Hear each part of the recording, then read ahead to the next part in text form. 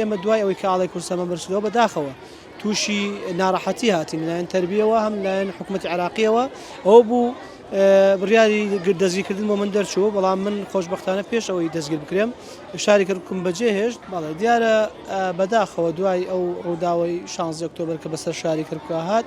دیارە لەلایەن حکوومەتی فیدراڵیەوە ڕێگە نادرا ئاڵای کوردستان بەرزکردنەوە ئێمەش لە ڕۆژی زەنگی ساڵی نوێ خوێندندا وەکو هەموو ساڵێک ئەو ڕۆژە ئاڵامان بەرزکردەوە چونکە ئێمە قوتابخانەیەکین سەر بە خوێندنی کوردی بەڕێوەبەتی خوێندنی کوردی سەر بە وەزارەتی پەروەردەی حکوومەتی هەرێمی کوردستانین و ئەو ڕۆژش کە ئاڵای کوردستانمان بەرزکردەوە ئێمە دوای ئەوەی کە ئاڵای کوردستانمان بەرزکردەوە بەداخەوە تووشی ناڕەحەتی هاتین لایەن تەربیەوە هەم لایەن حکوومەتی عێراقیەوە ئەوە بوو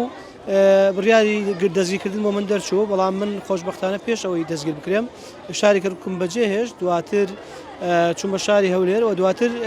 سوپاس بە حکوومەتی هەرێمی کوردستان و وەزارەتی پەروەردەی حکوومەتی هەرێمی کوردستان طبعا بە ئاسانکاری ئەوان لەگەڵ حکوومەتی ناوەندی قسەیان کرد بۆ گەڕامەوە شارەکەی خۆمان و ئەمڕۆژ ئێمە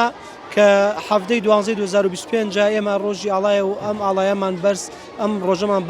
بەرز و پیرۆز ڕاگرت و ئاڵای کوردستانمان نمایشکردنەوە قوتابخانەکەمان و کوڵامدانەوەیەک بۆ هەموو نێرانی ئاڵای کوردستان چونکە ئاڵای کوردستان ئاڵای کەسێک نییە ئاڵای میلەتێکە میلەتی کوردستانی شانازی بە ئاڵاکەی خۆیەوەکە وەکو هەموو میلەتانی جیهان و ئاڵای کوردستانیش لەژێر سایە ئەم ئاڵای کوردستانە هەموو نەتەوەکان بە ئازادی ئەژێن لە کوردستان لە گزارش لەبوونە و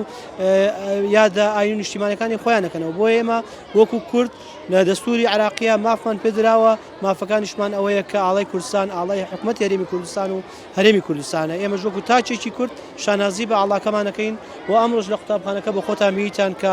465 قوتابیمان هەیە هەر هەمووی ئاڵای کوردستانی پێوە گەورەترین ئاڵای کوردستان لە قوتابخانەکە نمایش کرا بۆ ڕێزی دەچێت.